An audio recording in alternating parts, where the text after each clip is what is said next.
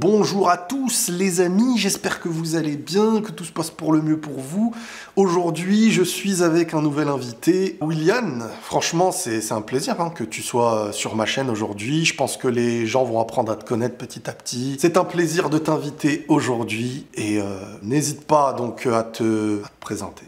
Alors, bonjour à tous, moi c'est Willian, j'ai 20 ans, je suis étudiant à l'Université de Montréal et aujourd'hui je suis venu pour vous parler de l'agence AMR eSport Canada Inc., qui est une agence qui organise plein d'événements de jeux vidéo, de tournois, d'événements en lien avec le jeu vidéo, qui fera aussi des événements en ligne et tout un tas d'autres activités dont je parlerai du coup sur mon compte Insta. Du coup voilà, on aura plein d'événements innovants, conçus sur des concepts hyper originaux. On a une équipe d'environ 30 personnes qui travaillent tous les jours de manière active. Mais c'est intéressant, c'est-à-dire qu'il y a vraiment, Voilà. vous êtes une entreprise, vous êtes beaucoup. Quand tu dis que ça touche au gaming, c'est par rapport à quel type de jeu, par exemple? En vrai, l'idée à long terme, c'est vraiment de toucher à tout. C'est-à-dire qu'au contraire, on se fixe pas nécessairement de limites. Dans le sens, on va dire, on va sectariser, par exemple, le côté PlayStation, on va sectariser telle communauté. Non, au contraire, c'est vraiment rassembler tous les passionnés de jeux vidéo autour d'une même entité, justement parce que le jeu vidéo ne se limite pas uniquement qu'à la PlayStation, tu vois. Même Candy Crush, c'est une forme de gaming. On va aussi faire des jeux sur PC, on va faire beaucoup d'événements en ligne, beaucoup d'événements en local. On va vraiment essayer Enfin, on va pas essayer, on va s'exporter à l'international. Donc, du coup, les villes sur lesquelles nous aurons nos événements, il y a Montréal, Paris, Libreville pour commencer. Et à terme, l'idée sera de s'exporter justement dans d'autres villes et dans d'autres continents, dans d'autres pays à travers le monde. Donc, il y aura aussi des événements à Lille, il y aura des événements à Lyon, il y aura des événements à Bordeaux, il y aura des événements à Toulouse, il y aura des événements à Abidjan. Il y aura des événements à Dubaï, il y aura des événements à New York et dans tout un tas d'autres villes que je ne spoil pas pour maintenant. Hyper intéressant. Ouais, c'est vraiment l'idée, l'ambition à terme. Et c'est les amoureux de quel type de jeu, par exemple, qui pourraient se sentir concernés là, par rapport à tout ça? On va dire dans l'immédiat, pour commencer, c'est-à-dire on va dire sur l'horizon de l'année 2024, ce sera d'abord les jeux sur console de salon. Donc ce sera principalement du FIFA, principalement du Naruto, principalement du Call of Duty, principalement pour les fans de Switch, il y aura du Mario, il y aura du Mario Kart. D'accord.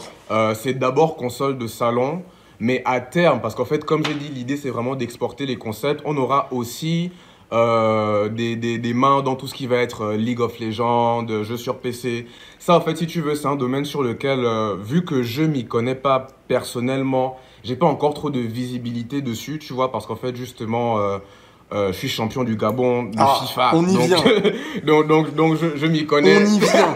On y vient.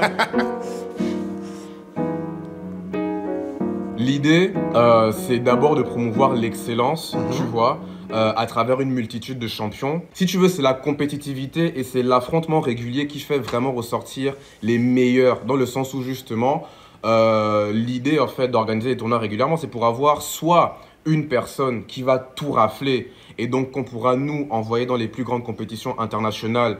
Parce que sans vouloir changer de sujet brusquement, souvent quand on parle de championnat mondial, de FIFA, de tel jeu et tout, dans mondial, c'est plus souvent Amérique, Europe. Oui, quoi. oui, c'est vrai, c'est vrai.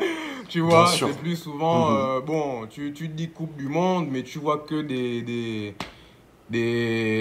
caucasiens pour ne pas utiliser un autre mot. Et justement, l'idée, c'est de pouvoir en fait montrer que en Afrique, on a aussi des champions. Au Gabon, on a aussi des gamers. On a aussi genre de vraies machines, comme on dit chez nous. Et justement, en fait, à terme, c'est vraiment de pouvoir envoyer ces représentants-là qu'on aura, nous, de l'agence AMR eSport, dans les plus grandes compétitions internationales. Mais en même temps aussi, si justement, parce que là, je parle dans le cas de FIFA. FIFA, c'est... Enfin, si tu veux, on a vraiment une communauté en bien mode, sûr. On sait qui est fort, tu vois. Genre, si un gars est fort, il va rester fort. Mais on aura aussi, genre, des événements... justement sur le dernier Naruto qui est sorti. Mais en fait au Gabon, si tu veux, moi en tout cas dans mon cas, et je pense que c'est le cas de la plupart de mes amis qui regarderont cette vidéo, on a tous un ami qui est trop fort à Naruto, tu vois. Genre on a tous un ami où genre on va dire, ah ouais, moi j'ai un ami, il est trop fort, moi je connais un gars, il est trop fort. Mais en fait, moi dans mon cas, genre je connais une, deux, 3, allez 4, peut-être 5 personnes qui considèrent les 5 être les meilleurs joueurs gabonais à Naruto. Je me dis, vous pouvez pas être 5, les gars.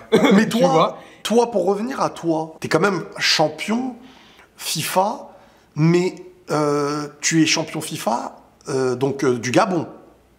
Ouais. C'est au Gabon que Je- tu as été champion FIFA. Ouais, il y a 2 D'accord. ans, en 2022, il y a Mou D'accord. Africa Gabon Télécom E-League, c'est, on va dire, l'une des plus grosses maisons de téléphonie au Gabon, qui a organisé un D'accord. événement, tu vois, qui a réuni environ 1000 gamers, 1000 participants. C'était assez bien organisé, c'était assez bien géré, et du coup, c'est moi qui ai gagné. Donc, Donc, est-ce qu'on peut dire que sinon, t'es oui, un joueur méta ou pas? non, je suis pas un joueur méta. Moi, je suis un joueur amoureux du foot, tu vois. C'est Moi, je rare suis un d'être joueur, on champion va et de ne dire. pas être méta. Ça, par contre, c'est... Ouais, non, mais. De toute manière, on justement, va j'étais en train mettre de des jouer. extraits. On va Voilà, mettre des extraits donc, dans cette voi- vidéo. Voilà, mais du coup, pour revenir au sujet, non, au contraire, moi, en fait, je considère que c'est justement mes compétences et mes capacités d'analyse footballistique, genre réelles, tu vois, que j'adapte en jeu vidéo. Et c'est pas tant en ayant masterisé le jeu vidéo que je suis devenu champion, tu vois, c'est plus en mode, Mais parce ça, que c'est je suis très passionné rare, de hein. foot de base, c'est pour ça que je suis fort. Bah oui, non, mais c'est vrai. Donc, en fait, dans mon cas, c'est justement ça qui fait mon niveau. C'est-à-dire que à la fois, je couple le côté analyse footballistique, le côté amour, et à la fois, justement, il y a un mélange d'expérience que j'ai déjà par rapport au jeu en question. Parce que dis-toi, aujourd'hui, j'ai 20 ans, je joue à FIFA depuis que j'ai 4 ans, tu vois. Ah ouais. J'ai appris à jouer à FIFA avant d'apprendre à jouer au foot, dis-toi. Donc, D'accord. Et c'était lequel ton premier FIFA, donc à 4 ans? FIFA 8. C'est FIFA 8. D'accord, ok. T'as pas connu Ouais, donc les PES, toi? Les vrais PES Bah, de PlayStation 2. Non, moi, j'ai D'accord. malheureusement. J'aurais aimé, hein, parce que tout le monde parle de ça, mais Ouais, non, ouais, non. parce que les Moi, j'ai commencé PES à de FIFA cette 8. époque-là, c'était le summum. J'avais un oncle, mon oncle qui m'a appris à jouer un petit peu quand j'étais petit et tout. D'ailleurs, je lui ai dit D'accord. bonjour s'il regarde cette vidéo. Lui, il avait PES, tu vois. Il avait PES D'accord. 2008 et PES 2009. Mais en fait, après, bon, mes souvenirs sont un peu flous, mais genre, on avait les deux, mais moi, je préférais FIFA. Ah non, Parce qu'en oui, fait, à cette époque-là, ça y est, FIFA, tu c'était tirais FIFA. avec rond. Voilà. Et moi, vu qu'il m'avait appris à jouer du coup à FIFA en tirant avec rond, je préférais plus FIFA que PES parce qu'en fait, à PES, j'arrivais D'accord. juste pas à bien jouer. C'est juste littéralement ça l'histoire. Ah, c'était une histoire mais de sinon, touche, ouais. toi, au début. Ouais, voilà. Beaucoup d'histoires comme ça qui se sont matérialisées, genre vraiment à un détail près et qui jusqu'à aujourd'hui ont changé le cours de ma vie. Tu veux, Donc mes qu'on premiers sache, attends, souvenirs foot aujourd'hui, tu es supporter de quelle équipe? du Real Madrid.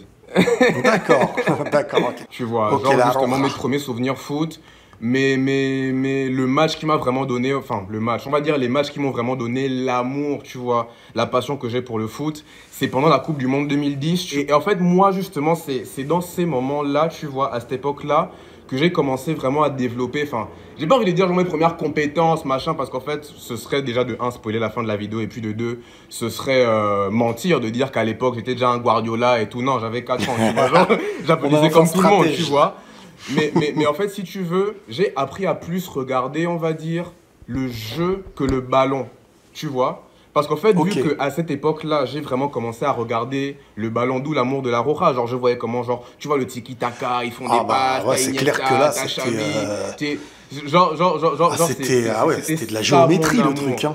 tu C'était vois. carré, hein. Et Mais dire c'est que l'amour, ça c'est compte l'amour pas, de la mais- production du foot que t'as connu en priorité, quoi. Voilà. Mhm. Et justement, cette production-là était faite par des joueurs du Barça, par Guardiola, par des Messi, par des Iniesta, par des Mais Xavi. donc, Il y avait aussi exactement. David Villa en pointe. C'est Oui, vraiment oui, de oui. là que ça vient, tu vois.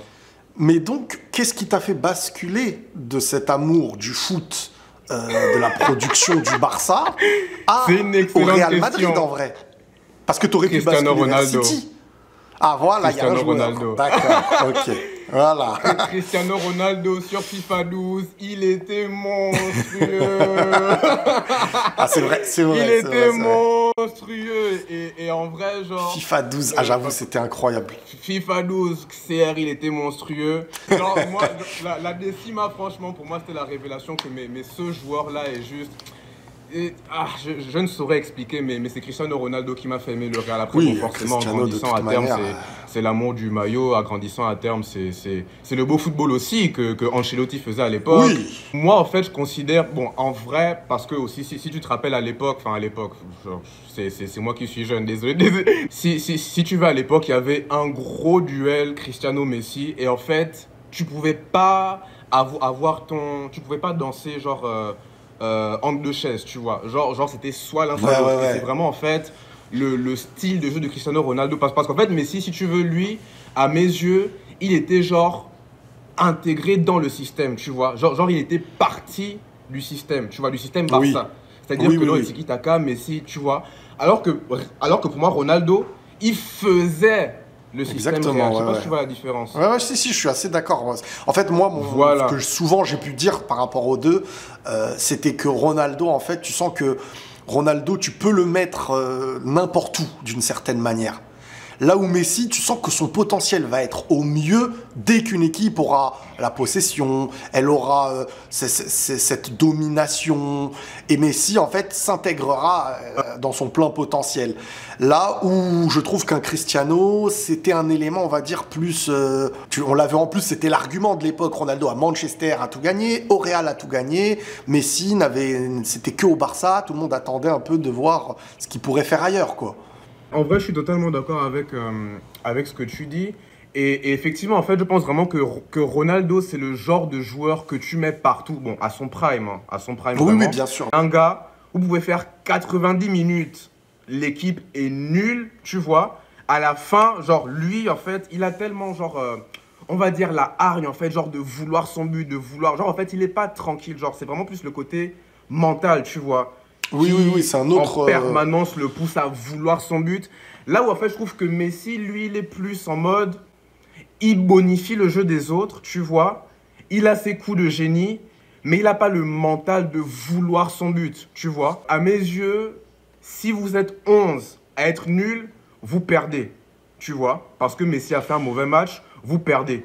Ronaldo, quand il fait un mauvais match, il sait qu'il fait un mauvais match, et genre il est conscient que non, avant le coup de sifflet final, tu vois, je dois faire un bon match. Et donc, en fait, c'est pour te dire que vous pouvez être 11 à être nul, mais lui, il va dire que non, les gars, vous êtes 10. Moi, je sais où je vais. Et donc, en fait, même dans le style de jeu, ça se voit parce qu'en fait, ils ont aussi deux styles totalement différents. Donc, c'est clair qu'ils pouvaient pas aussi avoir. Là où je me dis que Messi aurait eu plus de facilité à faire une passe, Ronaldo, lui, s'il a l'opportunité de marquer, il marque. Tu vois, donc c'est pour dire que de facto, Après, c'est quand rien que dans même deux les joueurs styles, qui. C'est deux joueurs quand même qui auraient pu être complémentaires. la complémentarité, je suis Même totalement s'il d'accord faut avec toujours toi, un hein. leader au-dessus, mais je trouve que c'est deux footballs qui auraient pu être complémentaires. C'est-à-dire que parfois, ce qu'on va demander à Ronaldo, c'est pas forcément ce qu'on va demander à Messi, et inversement. Si jamais, par le plus grand des hasards, il fallait clore le débat, je considère que Messi est un meilleur footballeur que Ronaldo, tu vois. Comme ça, moi, c'est dit, c'est clair. Maintenant, ceci étant dit, voilà, Mais en fait, comme tu je disais, sais, tu sais, sur ce débat, quand on dit Messi est un meilleur footballeur que Ronaldo, en fait, c'est parce que le problème des gens, c'est d'avoir à donner un gagnant. Mais en fin de compte, ouais, tu vois, c'est comme si on me disait Juninho est plus efficace que David Beckham en coup franc. Mais en vrai, Beckham est pas un forcément. tireur Ouais, incroyable. Et non, mais même ouais. si on devait, parce que c'était quand même à un moment donné, alors la gestuelle était différente et tout, ce qui donne un peu plus de classe des fois à Beckham et tout. Mais en dehors de ça, pour moi, Juninho aurait été le meilleur tireur de l'histoire des coups francs. Mais si on n'est pas d'accord, après c'est un autre débat, mais juste pour dire, mon propos c'est, ça n'empêche que tu peux être meilleur qu'un autre. C'est pas parce que tu es meilleur que lui que ça dénigre l'autre, en fait. Tu vois, c'est ça que beaucoup Non, n'arrivent pas je suis à d'accord, je suis comprendre d'accord. dans le duel Messi-Ronaldo. Quand on dit, par exemple, Messi a un meilleur rapport au ballon directement qu'un Ronaldo, des fois, il y en a qui disent non, dans leur esprit, il faut que Ronaldo ait tout de meilleur ou que Messi a tout de meilleur. Mais en vrai, ils sont au-dessus de tout, presque, ces deux-là. Donc, qu'il soit l'un ou l'autre un peu meilleur, ça n'empêche que l'autre est au-dessus aussi de la majorité de tout. Après, ça devient un petit duel d'ego que les gens en ont fait. Tu vois, c'est ah non, c'est quand même mon genre préféré. J'aime pas dire qu'il y a mieux et tout. Tu vois, c'est plus dans ce genre-là que les gens ils ont. Mais c'est ce sujet-là, normalement, ça y est, c'est deux monstres qui ont accompli ce qu'ils ont à accomplir. Mais sinon, mon Bien cœur, sûr. comme je t'ai dit, le cœur, c'est Oui, oui, Ronaldo. oui. Le cœur, non, le cœur, c'est. Non, il est magique, tu vois, il Oui, mais était c'est magique, intéressant. genre. C'est intéressant ce Tu que vois? tu dis parce que tu arrives à faire la distinction entre ce que tu as aimé comme joueur et ta manière d'analyser. Et ça, c'est rare aussi chez beaucoup de personnes aujourd'hui. C'est-à-dire qu'il y a beaucoup de gens aujourd'hui qui, vu que je le préfère, bah, je dois trouver un moyen de dire qu'il est meilleur. Voilà, pour certains, c'est aussi simple que ça. Mais tu te rappelles au début de l'appel quand je t'ai dit que genre, je dissocie beaucoup le côté pro du côté perso. Bah, c'est vraiment oui. ça. Genre vraiment mon côté analyse purement foot quand je vois le ballon. En vrai de vrai, la raison pour laquelle je m'exprime de manière aussi directe sur ça aujourd'hui, en vrai, c'est la Coupe du Monde. C'est-à-dire que s'il n'y avait pas eu la Coupe du Monde, je t'aurais dit que peut-être que... Ouais, exactement. Bah, j'avais fait une vidéo sur ça. C'est aussi la Coupe du Monde qui m'a fait dire... D'accord. Bah, moi, c'est ça qui m'a fait dire, en fait, que si on veut à tout prix en sortir un des deux qui sont au-dessus de tous, mais qu'on veut dire, bah forcément, là, actuellement, tu te dis, Messi, plus de ballons d'or, Messi, la Coupe du Monde, tu vois, il a quand même les arguments sur la finalité qui vont un peu vers lui. Mais ça n'empêche qu'à côté, on n'est pas là à dénigrer l'autre, Cristiano. Non, au contraire, on kiffe les deux. Bien sûr. Les vrais amoureux du football kiffent les deux. Je crois que c'est toi qui l'avais dit en plus. En fait, à mes yeux, Messi, il a fini le jeu, tu vois. C'est-à-dire que lorsqu'il fait un jeu, genre, il a fini. Genre, lui, il est genre à Miami. Il a demandé à faire venir ses frangins. Il a Suarez. Il a Jordi Alba. Genre, en fait, eux, ils sont genre en kiff. Ils sont déjà riches, en fait. Ben oui. Ils sont déjà riches. Ils ont plus notre temps. Genre, eux, ils sont vraiment genre, ils kiffent en famille. Ben ça y est. Ronaldo, en fait, genre, son mental lui demande tellement de pousser à bout. J'ai l'impression qu'on l'attend toujours à l'Euro, tu vois. On attend toujours à la Coupe du Monde. Genre en fait, tu sens qu'il manque une pierre. En fait, on veut une conclusion parfaite.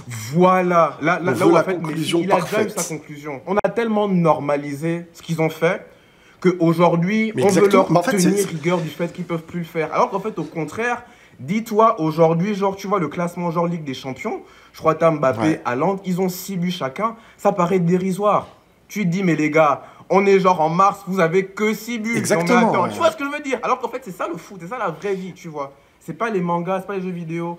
Et justement, Ronaldo, lui, malheureusement, il joue un peu de ça parce qu'en fait, c'est aussi dans son mental, mais c'est surtout les fans. Parce qu'en vrai, je vois beaucoup que tu fais allusion à ça.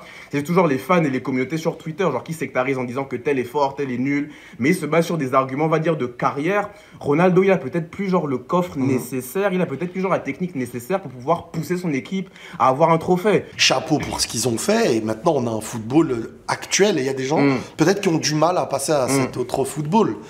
Et en parlant d'autres football, bah, il y a le Real d'aujourd'hui, toi qui es aussi maintenant qui est supporter du Real. Qu'est-ce que tu penses du Real d'aujourd'hui? Il y a deux choses.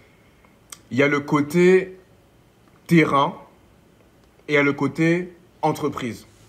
Tu vois. À mes yeux, je considère en fait que on ne devrait pas avoir raison de se contenter, tu vois, du fait d'être en 8e ou du fait d'être champion en titre il y a 2 ans pour considérer qu'on est une équipe normale. Parce qu'en fait, quand je vois l'équipe, pour moi, le fait qu'il manque un 9, c'est vraiment qu'on a voulu privilégier le côté entreprise. Ça dépend, je suis d'accord avec toi, mais je trouve que ça dépend. Parce que, si tu te dis que cette année-là, je n'ai pas le vrai numéro 9 qui peut tenir 10 ans au Real, et que je peux l'avoir l'année prochaine, est-ce que je vais... Entre guillemets, moi je suis d'accord avec toi, j'avais cette vision, mais est-ce que si tu l'as l'année d'après, tu sauves pas sportivement ton équipe et que c'est pas forcément que un rapport commercial? En fait, si tu veux, moi, c'est trop marrant la façon dont on parle sans dire son nom. Celui dont on ne peut pas dire le nom.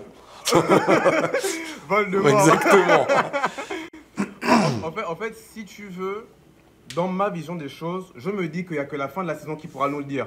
Parce qu'en fait, ok, là on est en quart. Pour moi, le Real, c'est minimum demi. Si on arrive en demi, on sort face au Bayern ou à Arsenal, je me dis, ok, bon, après, on est tombé contre City, donc peut-être, machin, la vision on pourra revoir ça après. Mais en vrai, je me dis qu'en fait, là, si on sort en quart, pour moi, c'est parce qu'on n'a pas de neuf. Parce qu'en fait, on est vraiment sur du bricolage permanent. Oui, mais donc, t'aurais dû faire quoi? On est vraiment sur... T'aurais dû faire quoi, alors? Parce que si tu prends un vrai numéro 9, tu peux plus avoir Mbappé après. Non, techniquement, moi, je pense qu'on a fait la bonne solution. Je trouve juste que ça me saoule. Ah bah oui. Ah bah oui. C'est-à-dire que moi, ça, bah oui, voilà, moi aussi. C'est ça. C'est-à-dire qu'en fait, moi, en vrai, bon, pour compléter mon propos, je considère en fait que, comme je dis, pour essayer du côté entreprise, Pérez, il sait ce qu'il fait. C'est-à-dire qu'il a plus à cœur les intérêts du Real que nous. Ça fait 20 ans de sa vie qu'il fait ça. il connaît son métier. S'il a estimé qu'il était meilleur pour le club de faire ça, moi je lui fais confiance. C'est mon président, il sait ce qu'il fait. Il n'y a pas de souci. Au contraire, justement, je me dis, on ne devrait pas avoir à se contenter du fait d'être en quart pour trouver que c'est normal. Parce qu'en fait, justement, pour moi, le Real, on vise d'abord le titre. On doit toujours viser le titre. Tu vois, et c'est dans ce sens-là où justement je dis qu'il n'y a que la fin de la saison qui pourra nous confirmer. Parce qu'en fait, pour moi, si on fait saison blanche cette année, pour moi, c'est parce qu'on n'a pas de neuf. Oui, et mais pour le moi, fait de... je dis pas que j'en voudrais. Oui, mais le fait de ne pas avoir de neuf en soi, ça veut dire que si on fait saison blanche, c'est parce qu'on n'a pas de neuf. Mais qu'est-ce qu'on pouvait faire d'autre pour le bienfait de ces 10 prochaines années que d'attendre le Mbappé libre, imaginons. C'est-à-dire que si on prenait un neuf, ça aurait été peut-être, je sais pas, Harry Kane. Mais si tu prends Harry Kane, donc t'as pas Mbappé. Donc est-ce que le long terme du club, si la saison, tu finis, imaginons, saison blanche, tu te dis, c'est plus bénéfique pour le club de faire saison blanche cette année et 10 années prochaines avec Mbappé, Vinicius devant, ou alors tu as Harry Kane, mais Harry Kane, tu ne l'as que pour, vas-y, on va dire 3 ans, et Mbappé, tu ne l'as plus pour les 10 prochaines années. Donc en vrai, tu vois, il y a aussi cette vision peut-être long terme qui fait que le mauvais résultat de cette saison, peut-être qu'il n'aura pas lieu, vu que la Liga est assez bien placée, mais si le mauvais résultat de cette saison arrivait pour les 10 prochaines saisons avec des bons résultats, peut-être que la vision long terme aurait raison, tu vois. Bon, en vrai, j'ai 2 réponses. Est-ce que tu veux savoir ce que j'aurais fait ou tu veux savoir ce que j'en pense? Parce que c'est 2 réponses moi, je veux différentes. savoir ce que tu estimes qui aurait dû être fait. En vrai, à mes yeux, comme je dis, pour dissocier le côté entreprise du terrain, moi, je pense que c'est la bonne solution qu'on a eue. Moi, ce qui, à mes yeux, aurait dû être fait, c'est d'acheter Mbappé en 2023, tu vois. Genre, en fait, dès le départ de Benzema, on boucle le deal, on sent que, ok, on en a besoin, machin. On attend la fin du mercato pour être sûr. Est-ce que c'est. Ouais, c'est l'année. On attend genre la fin du mercato pour être sûr que le prix baisse bien. On le prend en fin de mercato. On démarre la saison avec lui et on démarre l'année directement avec Mbappé dans l'équipe au lieu de sacrifier une année, tu vois. Alors oui. Sous prétexte que machin. Voilà. Oui, d'accord. Ça aurait été c'est une option. le mieux et c'est ce que je pensais qu'il allait se passer moi-même sur le mercato dernier. Maintenant, si je me trompe pas. Comme je dis. Enfin, juste pour finir la question. Comme je dis, en fait, du côté de Pérez, je considère qu'il sait ce qu'il fait. Oui, genre, bien sûr. s'il a estimé que c'est comme ça que ça devait être fait, c'est qu'en fait, pour moi, au contraire, je trouve que d'un point de vue entreprise, d'un point de vue entrepreneurial, forcément, tu as Mbappé gratuit. Tu peux pas te contenter de jouer sans neuf. Tu peux pas bricoler au Real. Oui, mais il y a des situations où tu peux pas faire autrement. Qu'est-ce qu'il aurait fallu faire? Tu peux pas, si tu l'as pas cette année, tu recrutes un autre. Moi, je me dis qu'on gagnerait plus, enfin, pas parce que je bosse là-bas, mais genre, l'équipe aurait éventuellement beaucoup plus gagné, tu vois, avec les coachs, assistants coachs, formateurs techniques, pour aider à propulser et à mieux bricoler sur les joueurs qu'on a, pour avoir un vrai neuf qui saura au moins dépanner en marquant des buts, au lieu de bricoler avec ce qu'on a. Moi, en fait, je considère que c'est au coach et au rôle du staff technique, justement, de mettre en place les circonstances nécessaires pour pouvoir avoir un gars qui sait mettre des buts. Bien sûr. Il faut que tu t'entraînes dessus tous les jours. Il faut que tu t'entraînes, mais en fait, on doit plus chercher à former Rosselló et former Rodrigo. Non, si c'est le concret, en vrai de vrai, si c'est le concret, comme je t'ai dit, moi, la solution de Mbappé l'année prochaine, elle me va. Hein. Moi, j'ai aucun souci avec ça. En fait, il y a deux choses. Plus, en fait, du fait que... Il y a 2 choses. C'est que Benzema, en fait, aurait dû rester une dernière saison et ça aurait fait la transition parfaite. C'est là le problème. Mais Benzema, en partant, venir. Benzema, il est parti sans que personne ne soit au courant quelques mois avant. Donc, ça a chamboulé beaucoup de choses. Parce que la transition, elle aurait été parfaite, en fait. Maintenant, tu perds Benzema, soit t'achètes un grand nom, soit t'achètes personne. Parce que acheter entre les deux, ça aurait été un blocage d'une certaine manière.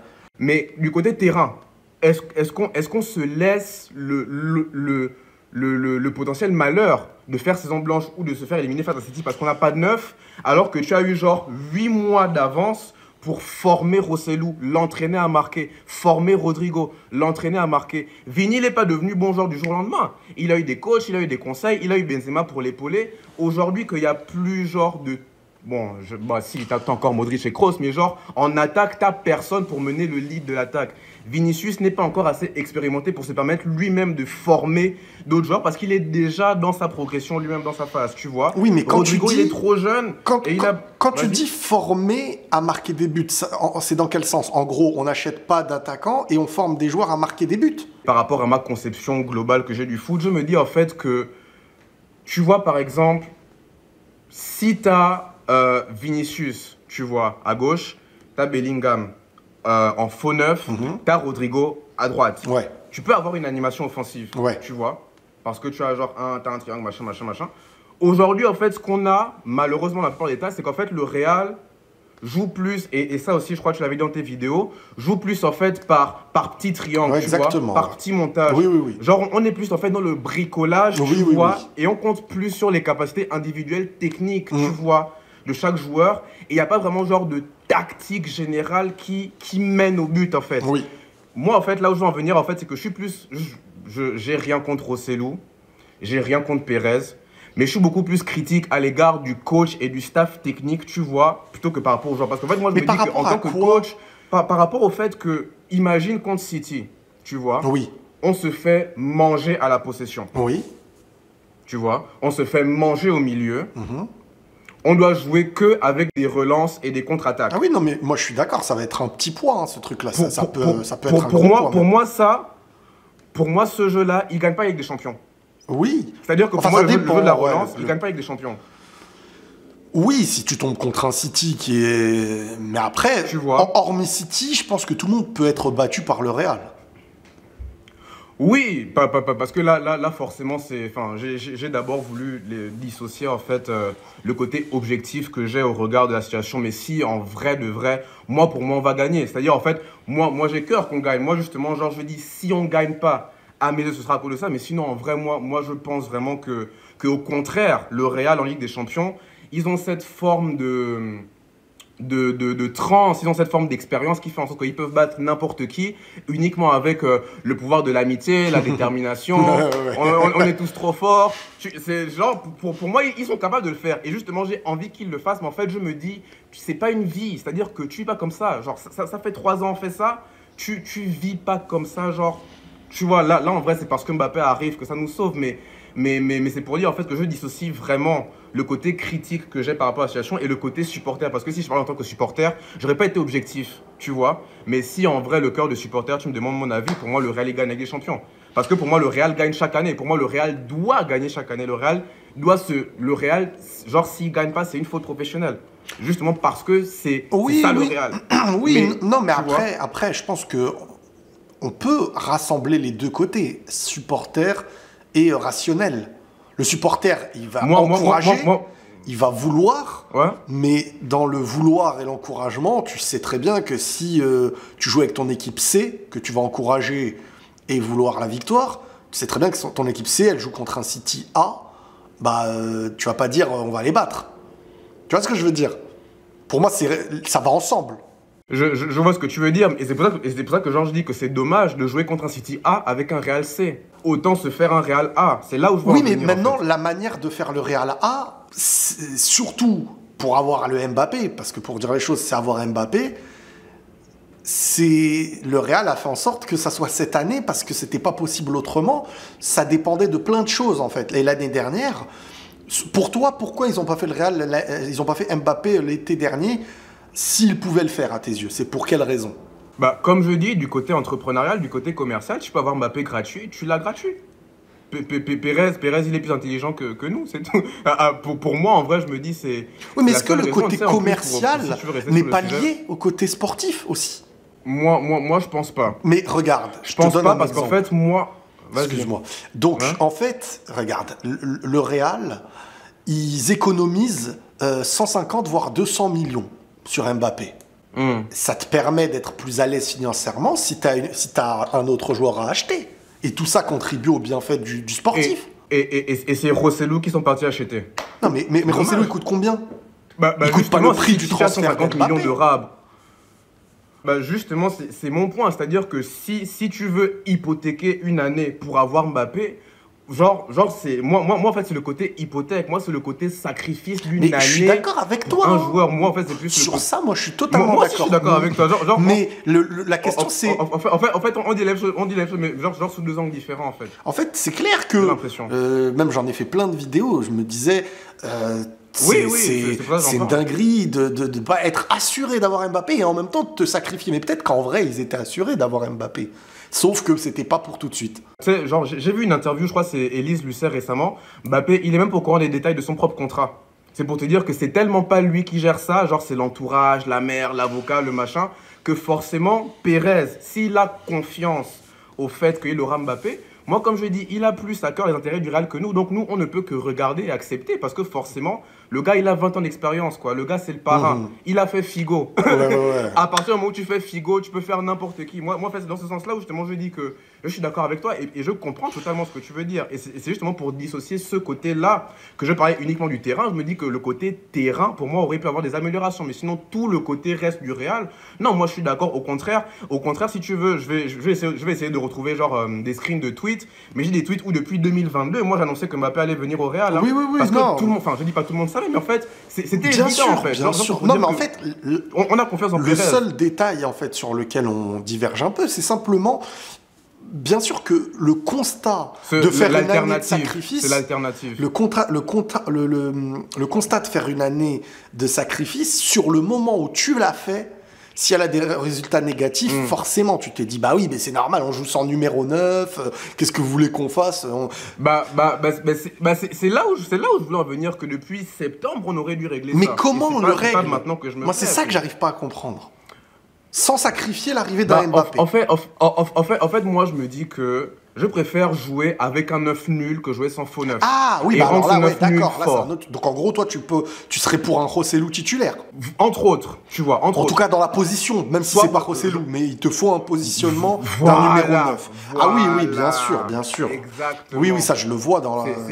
C'est là où je veux en venir. En fait, tu veux un football avec une animation où tu as un numéro 9 qui gêne les deux défenseurs centraux, etc. Tu peux centrer, tu peux jouer, et chacun fait son rôle, quoi.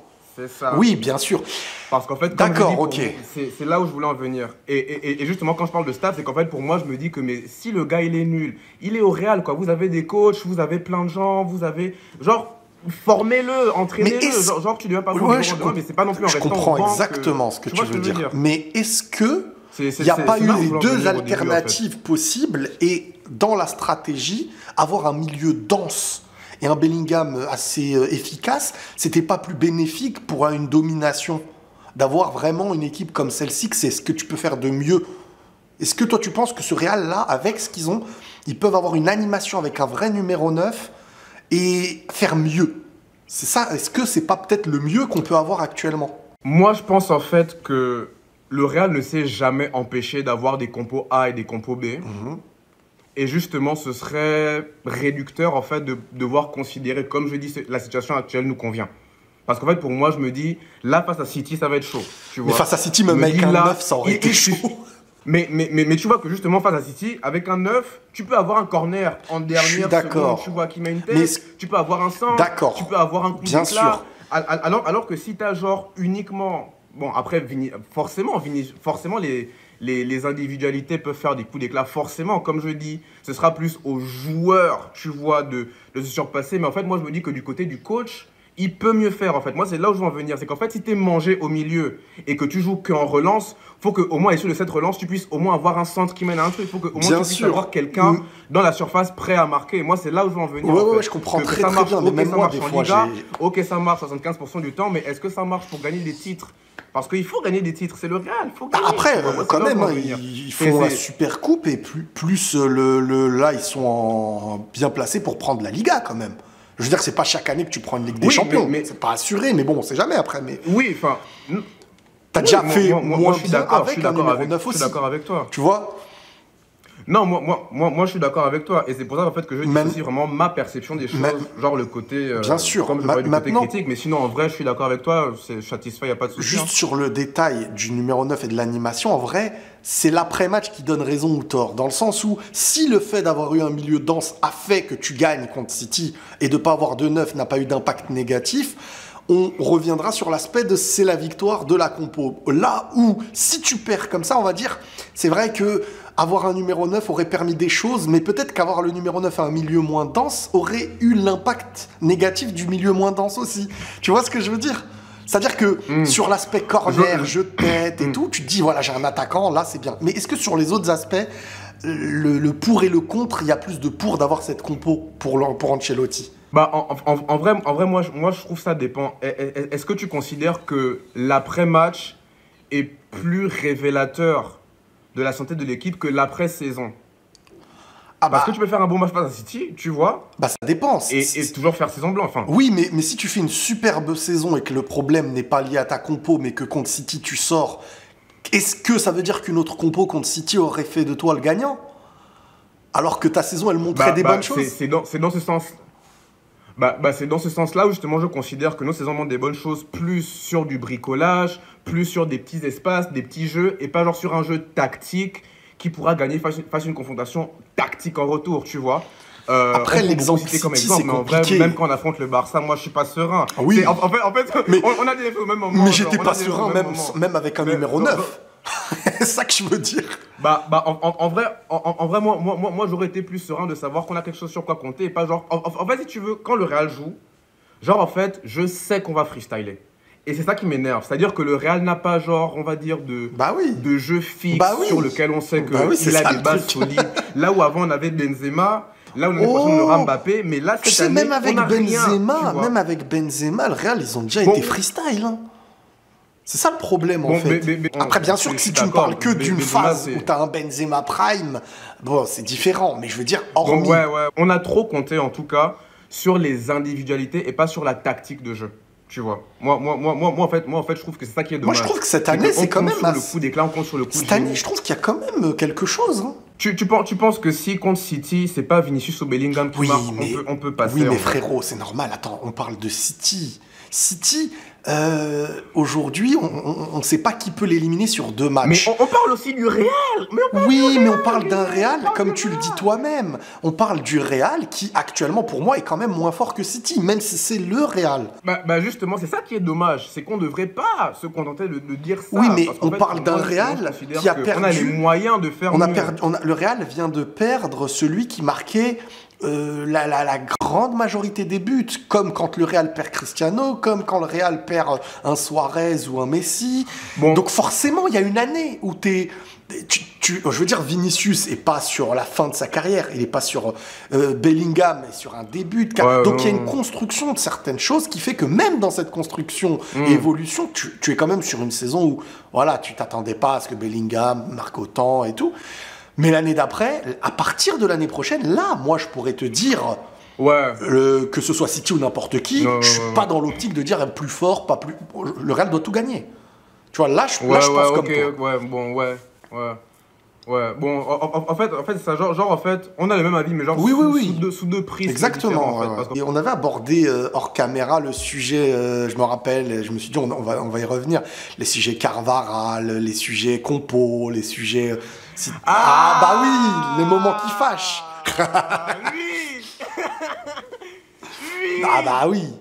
En fait, en vrai, pour être concis, parce que sinon, ce sera pas pertinent. Je vais mettre trop l'émotion. Pour être concis, je considère en fait que il a certes l'expérience, mais il n'a plus le niveau technique individuel nécessaire pour être titulaire indiscutable au Real Madrid. Tu vois, je me dis, on aurait dû chercher à investir sur un latéral droit. On aurait dû chercher à le remplacer. Genre, avec l'argent qu'on a économisé sur Mbappé, entre parenthèses, on aurait pu acheter un autre latéral, tu vois. Au moins, on renforce l'équipe, quitte à ce qu'on n'ait pas un neuf, autant qu'on renforce un latéral, tu vois. Je comprends ce que tu dis. En vrai, je suis assez d'accord. Mais pour moi, c'est pas un problème technique. Pour moi, c'est un problème, on va dire, de durabilité. Je sais pas si ça se dit. Mais en gros, c'est plus dans le sens où, avant la saison, je pense comme toi. Pendant la saison, je me dis, il est vraiment au niveau, je trouve, cette saison. Après cette saison, est-ce qu'il y a le risque à prendre ? Voilà, moi, je pense plus que dans ce sens-là. Je pense que avant la saison, je suis d'accord avec toi, je me dis ouais, il faut un arrière droit, ça y est, il a un certain âge, il a eu beaucoup de blessures et tout. Mais c'est pas sur l'aspect de quand il est à son niveau, je lui reproche pas grand-chose, hormis, c'est sûr qu'il a, il a des défauts. C'est un joueur qui a ses défauts. Mais je trouve qu'il est très décisif aussi cette année sur beaucoup d'aspects, tu vois. On parle de Carvajal. Mais est-ce que dans ces aspects, tu inclus l'aspect... Est-ce que dans ces aspects, tu inclus plutôt l'aspect défensif? Parce qu'en vrai, moi, je trouve qu'il n'est pas aussi décisif défensivement qu'on devrait avoir, enfin, qu'on devrait avoir au Real, dans le sens où justement, je me dis que rien que quand tu vois son placement, à mes yeux, il compte, certes, sur son expérience pour se permettre de monter. Je trouve qu'il a un placement trop haut. Genre en fait, je trouve que il se repose trop sur ses lauriers et ses acquis et il fait pas assez d'efforts défensifs. Et il y a tellement de buts, mais tellement de buts qu'on a pris du côté droit. Et c'était genre la faute du placement de Carvajal, mais on a plus vu genre l'erreur défensive. Enfin, après, forcément, je ne veux pas dire que c'est sa faute et tout, parce que le foot se joue à 11. J'ai rien contre lui. Hein. Non, mais après, bien sûr. Joueur, mais en fait, c'est pour te dire que dans son placement, je trouve qu'il monte trop, tu vois, et il a plus assez les mêmes compétences techniques défensives qu'il avait, on va dire, il y a quelques années de ça, tu vois. Forcément, il y a l'âge qui vient avec, forcément, il y a beaucoup de facteurs qui entrent en compte. Et comme je dis, le problème, c'est pas qu'il soit au Real, le problème, c'est qu'il soit titulaire indiscutable. Moi, c'est ça qui m'énerve, en fait. En fait, moi, défensivement, bon, de toute manière, faut prendre en compte que les ailiers de base ne sont pas les plus grands défenseurs. C'est pas des défenseurs centraux. Mais les latéraux. Les latéraux. Mais, par contre, je veux dire... Le reproche de l'avoir trop haut, dans ce cas-là, ça veut dire que la passe qu'il met à Bellingham contre le Barça, il est haut. Et ça veut dire qu'il y a toujours un risque. Soit tu restes bas pour ne pas prendre le risque, soit tu montes pour avoir l'aspect offensif. C'est comme, je veux dire, si quand tu as un Marcelo, il est souvent très très haut. Ce qui fait que derrière, il aura moins de... S'il y a une contre-attaque, il faut... Voilà, il y a le ratio... qu'est-ce que tu fais haut et qu'est-ce que tu fais bas et quel est le bénéfice-risque quoi, du truc. Maintenant, Carvajal, moi je trouve que défensivement, bien sûr que quand il y a des séquences où il peut se faire éliminer et tout, parce que faut pas oublier que quand t'es un latéral, t'es souvent en face à des mecs assez techniques qui sont là pour déstabiliser. Maintenant, quand je prends son match contre City l'année dernière, au match aller, contre Grealish et tout, ou bien quand je prends son match en finale contre le... comment il s'appelle l'ailier gauche, Luis de Liverpool, Luis Diaz. Voilà. Et ben quand il joue contre lui, il l'a éteint aussi. Je veux dire, dans les gros matchs, il sait aussi être... Moi, cette année, j'ai pas grand-chose à dire. Il fait partie pour moi-même des meilleurs au Real, hein, cette année. Hein. En vrai, comme je disais tout à l'heure, c'est parce que je juge plus, on va dire, par rapport au côté structurel et au côté saison, tu vois. Mais sinon, en vrai de vrai... Après, bien sûr, c'est un poste... Le problème, en fait...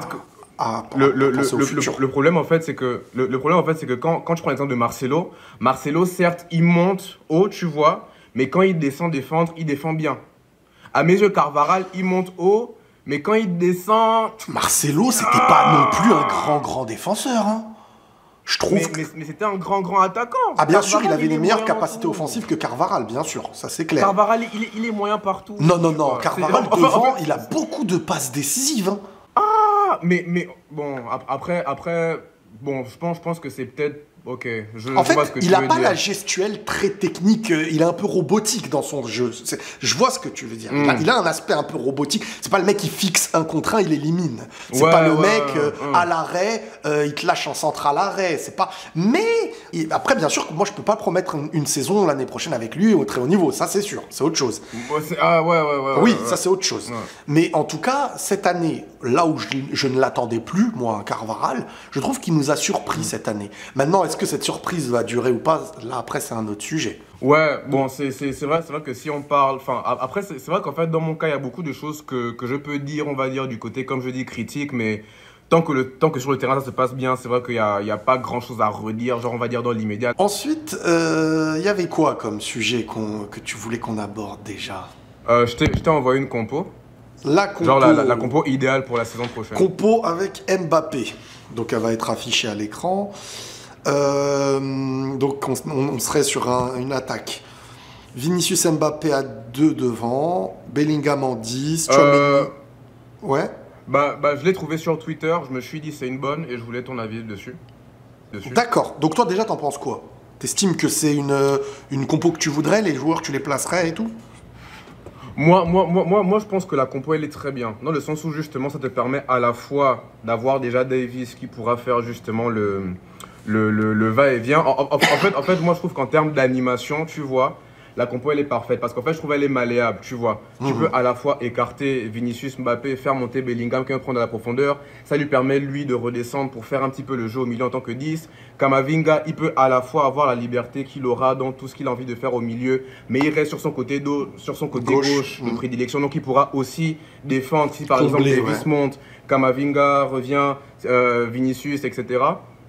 Valverde, pareil, pour les raisons que j'ai dit tout à l'heure sur ce que Valverde aurait apporté en tant que latéral droit. Là aussi, il a la possibilité de monter, descendre. Chouameni en poste fixe. Lui, en fait, même pas besoin de beaucoup parler. Ceux qui savent. Ceux qui savent pas, c'est que vous n'avez pas l'œil du ballon.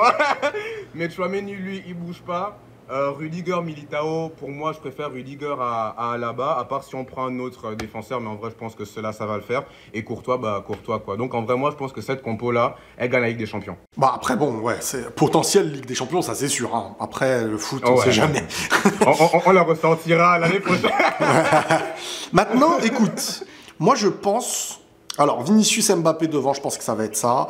Bellingham derrière eux. Tchouaméni, Valverde, je pense aussi. Maintenant... Kamavinga, si Kroos continue, est-ce que le coach ne va pas mettre un Kroos? Tout dépendra du niveau. Moi, ça, j'avoue, je sais pas. Je pense que si Kroos prolonge, après, le fait qu'il rejoue avec l'Allemagne, ça me dérange un peu parce que je me dis, est-ce qu'on va avoir un Kroos qui va être frais ou pas? Maintenant, c'est clair que sur le papier, avec la cohérence d'un Davis... Attention, après Mendy, hein, si Mendy est vraiment au niveau, je pense qu'il pourrait aussi... Ça pourrait jouer, un Davis-Mendy, hein. Je l'exclus pas aussi vite, hein, le Mendy, personnellement. Moi, je pense Mendy, il est très fort. Il a une bonne défense. Il fait de bons appels, souvent, même si on ne le voit pas souvent. Mais il ferait une excellente doublure. En fait. Ah oui, c'est sûr. Oui. C'est-à-dire que pour moi, il peut pas bouger Davis. C'est mort. Parce qu'en fait, l'animation Davis-Vinicius, le coffre qu'il y aura, la vitesse qu'il y aura, et Kamavinga qui a les moyens justement de combler comment on appelle ça, les contre-attaques, genre combler le côté défensif justement en cas de contre-attaque. Je pense que Mendy ne pourra pas faire le même travail que Davis ferait, surtout offensivement. C'est-à-dire qu'en fait, autant défensivement, moi je trouve que Mendy, c'est un excellent défenseur, mais autant pour l'animation offensive, avec en tout cas sur l'image que je t'ai envoyée, je trouve que là, Davis, il colle parfaitement, quoi. Mais je comprends. Mais juste pour revenir sur Kamavinga, est-ce que tu trouves, en tant que titulaire, il t'a entièrement convaincu? Moi, je trouve qu'au contraire, c'est Kroos qui va prendre du recul. C'est-à-dire qu'en fait, moi, je pense que Kamavinga serait plus efficace dans cette compo-là qu'en tant que titulaire de manière générale. Comme j'ai dit, on peut se permettre d'en avoir plusieurs, on peut se permettre d'alterner. Et dans le pire des cas, on peut faire une mi-temps chacun. Tu vois, ça dépend de qui est titulaire. Oui, non, bien sûr. Non, c'est vraiment par rapport à ça. Mais sinon, en tant que titulaire, ouais, Kamavinga, quand même, je pense que ça pèse. Je pense que autant les premiers matchs, tu vois. En fait, Kamavinga, j'ai l'impression que c'est un joueur, plus le temps passe, plus il gagne en expérience. Parce qu'en fait, la technique, elle est là. Tu vois, pour moi, la technique, elle est là. La défense, elle est là. La vision du jeu, elle est là. Mais c'est juste l'expérience. Tu vois, souvent, il fait des erreurs, genre, on va dire, sur des tacles. Non, bien sûr. Mais en fait, moi... sinon, le jeu en lui-même, pour moi, je pense que Kamavinga passe mieux que Kroos en tant que titulaire, ouais. En fait, moi, j'ai envie de revenir sur deux choses. En fait... Kamavinga, là où j'ai vraiment été époustouflé et j'ai vraiment kiffé de ouf, c'est certaines entrées de jeu et quand il était à gauche. En tant que... Tu vois, par exemple, là, on prend les autres, il y a Bellingham, on sait ce qu'il va faire. T'as Valverde, on sait ce qu'il va faire. T'as Tchouaméni, on sait ce qu'il va faire. Donc, le débat Kamavinga, il serait pour moi avec Tchouaméni. Est-ce qu'on met Kamavinga ou Tchouaméni? Et Kroos, on sait ce qu'il va faire. Alors que Kamavinga, pour l'instant, pourtant je le kiffe de fou, j'ai quand même une impression qu'il a plus de chances de ne pas encore être un titulaire indiscutable que les autres. En vrai, moi, je pense... Juste, excuse-moi, dernier truc. Par contre, ce qui pourrait l'aider, c'est, comme tu m'as dit, Davis. Si Davis, il a un apport offensif de malade, Kamavinga pourrait se positionner beaucoup plus sur l'aspect de combler, dédoubler le manque à gauche. Et là, il serait, on va dire, un peu plus à gauche dans ce qu'il a montré de fou. Mais c'est vrai qu'en titulaire indiscutable au milieu dans un poste, je me dis, qu'est-ce qui lui est demandé exactement? Et je me dis, Tchouaméni, il fait ce qu'il a à faire exactement. Bellingham, il fait ce qu'il a à faire exactement. Valverde, il fait ce qu'il a à faire. Lui, il est un peu hybride de plein de choses. Regarde, moi je me dis, si tu mets Kroos, par exemple, à la place de Camavinga, lui, par exemple, au-delà de la distribution du jeu, tu vois, et de la passe en profondeur pour Vinicius Mbappé devant, je vois pas ce qu'il apporterait de plus, tu vois, que de belles passes. C'est-à-dire que dans la compo que je t'ai envoyée, non, mais Kroos, il est là pour c'est comme un Pirlo, c'est comme un Xabi Alonso. En fait, moi, c'est pour te dire en fait que je pense pas qu'on ait forcément besoin d'adapter le jeu en fonction des joueurs. Moi, je pense qu'au contraire, on doit se servir des joueurs qu'on a et exploiter le meilleur de leur potentiel pour tirer une vraie animation qui sera propre au Real Madrid. Oui. C'est clair qu'on se basera sur quelque chose qui est un peu différent. On ne remplace pas joueur par joueur et tout. Mais en fait, c'est la question que je me pose, en fait, c'est je me dis Camavinga, c'est vraiment la question que j'ai, tu vois. C'est le profil, parce que là, quand tu regardes bien, Bellingham, en fait, il a le profil. Après, ça dépend. Peut-être qu'ils vont le jouer en milieu central et tout, j'en sais rien. Mais je pense quand même qu'il sera encore en milieu offensif, qui pourra monter assez haut. Donc, je te remercie, Willian. Vraiment, c'était vraiment intéressant. J'ai bien aimé ce long échange. Peut-être que tu seras à nouveau invité sur la chaîne, avec grand plaisir. N'hésite pas à dire tout ce que tu as à dire. N'hésite pas à parler de tes événements. Si tu as des choses à rajouter, n'hésite pas, mon frérot. Du coup, merci à tous d'avoir regardé la vidéo jusqu'ici. N'hésitez pas à aller vous abonner au compte Instagram de l'agence. Il y aura des événements qui arrivent très très vite sur Montréal, sur Libreville et sur Paris. Donc pour Libreville, je vais laisser la parole à Patrick. Yo l'équipe, préparez-vous à marquer l'histoire du gaming ce 6 avril à l'Institut français pour une compétition épique organisée par Keza eSport en partenariat avec AMR eSport. Cette compétition promet des moments palpitants, des affrontements intenses. Que vous soyez un joueur chevronné ou un novice passionné, c'est votre chance de briller sous la scène e-sportive. Alors inscrivez-vous dès maintenant pour une expérience de jeu inoubliable et une chance de remporter des récompenses sensationnelles. Prenez tous soin de vous et la paix sur vous.